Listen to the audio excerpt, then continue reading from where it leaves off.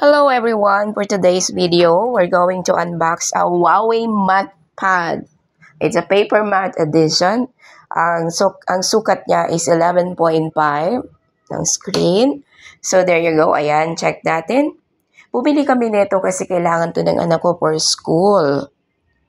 So instead of buying a laptop na very expensive para sa amin, ito lang ang nakayanan ng aming budget. So there you go. Ayan, tingnan natin kung ano ang naka-inclusion dito sa box. So may kasama siyang Huawei Smart Keyboard. So para na rin siyang laptop talaga kasi may keyboard na siya.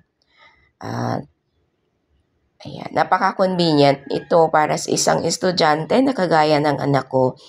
Kaya naman mas pinili niya na ganito ang bubilhin kesa sa laptop kasi expensive yung medyo pricey ang laptop. So lalos lahat din naman ang kailangan niya na andito gaya ng mga WPS na kailangan niya sa school. So ayan, eto siya. It's a paper edition. So naka-inclusion na rin sa box yung microfiber polishing cloth. Ayan, kasama siya dyan. Yan yung pampunas. Kapag mayroong mga fingerprints, siyempre pag sobrang use, ayan, kailangan natin talaga nun. So may kasama na siya sa box. So ito yung tablet niya. Try natin siyang ilagay sa keyboard. So dahil inopen na namin ito kanina sa store to check kung functionable lahat ng mga apps and pati yung tablet. So open na siya. Ayan. Ayan. May sayangan ako na nagkaroon siya nito kasi hindi na siya mahihirapan sa kanyang mga paperworks. Pag may mga plano siya, may mga kailangan siyang i-research or gagawa siya ng mga assignment or yung mga gagawin sa school, di ko na alam kung ano. Ito, very, very useful siya. So, try natin ilagay siya dito sa keyboard na kasama. Ayan. Yung keyboard na yan, it's magnetic. At pwede mong tanggalin yan dyan kung ayaw mo. Kung gusto mo naman na may keyboard, pwede mo siyang gamitin ng nakaganyan. So, ayan siya. Para siyang laptop. Ano yung itsura? Para siyang laptop. Ayan. Tingnan natin kung ano yung mga apps na makikita mo rito. So, ang spec niyan is, yung kinuha namin, yung mababa lang, yung 256, lang ang capacity niya. Kasi, mas malaki ang capacity, mas expensive. Pero dahil hindi naman, wala kami masyadong budget. So, yun lang ang kinuha namin. Sabi ng anak ko, pwede na yan, nanay, para pag in case na, magbubura-bura naman ako. Hindi ko kailangan mag-store ng maraming items dyan or maraming files. Kaya sabi ko, sige, okay na din yan. Total 2 years na lang din naman matatapos na siya ng college. Ayan, may mga apps siya na kailangan para sa isang estudyante. Kaya very, very convenient siya. Very, very useful. Useful talaga siya. Gamit na gamit niya ito. Ayan. Ayan. So may kasama siya, syempre. Kasama dyan ang cord, ang charger, at ang adapter. May kasama pa tong stylus. Kaya di rin siya mahihirapan if ever. Kaso ang kasamang stylus nito, yung di baterya. Ayan. Ayan. Ito yung pamunas. So, para pag pupunas-punas natin dyan. Para pag madumi, ganun. So, ayan siya.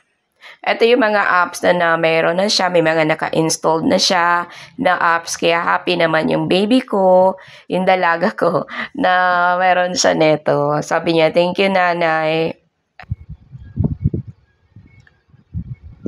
Ayan, check natin yung mga app na nandito. Ayan. Meron siyang mga app na ginagamit talaga ng isang estudyante. Kaya napakaganda nito. Or gamit na gamit ito ng isang estudyante. Ayan. So, madali siyang pindutin. Hindi lang talaga ako marunong paano siya anuhin. Kaya ganyan-ganyan lang ako. Ayan. Maraming salamat sa lahat ng nanood ng video na to. Thank you sa panonood niyo po ng aking unboxing. Ngayon, planex ko lang para kahit pa paano may pang-upload din ako. Ayan, sa mga naghahanap dyan ng tablet, ayan, try niyo po itong paper matte edition ng Huawei. Mura na siya at napakaganda pa at mabilis pa. Pwedeng para na rin kayong may sariling laptop kapag bumili kayo nito. Gawa ng kompleto ang kanyang mga gano. Meron na siyang kasamang keyboard at ayan, may libre pa siyang stylus. Ang stylus nga lang nito ay hindi siya rechargeable. So ito ay battery operated. So anyway, wala namang problema kung ito ay battery operated. Pwede naman kayo bumili ng battery if ever malobat to. Mura lang naman ang mga battery niyan. Ayan siya, oh. Iba ang ganda ng stylus niya. Kasama na siya dito, kasama siya sa inclusion ng items. Ayan, naka-free siya dyan. Naka-free. Ayan, ayan ang stylus, oh. Pinipindot-pindot ng anak ko. So, ayan, subukan ko din. Subukan ko kung gumagana siya. Ayan, magsulat-sulat din ako. Sulat-sulat din ako. Charot-charot lang ito. Sulat-sulat lang ako kung maganda ba siya, kung nagpa-function, gano'n. Ayan. Kunwari, maglilista ako dyan ng mga bills natin. Mga bills ko pala, ayan. Kunwari lang naman. Charot-charot lang yan. Okay, ang ganda niya. Smooth siya ipang sulat or ipang yung stylus. Pwede mo itong pang drawing. Kaya yung anak mo magaling mag-drawing. Isa sa mga hobby niya ang drawing, maganda rin yung gamitin. Ayan, ang ganda. Oh, so, ang saya. Huwag niyo lang pansinin yung sulat ko kasi sulat ko talaga parang sulat manok. Kamay na manok. Ayan, try lang yan, di ba? Maganda siya, maganda. I'm sure gamit na gamit ito ng aking estudyante. Ayan, thank you for watching.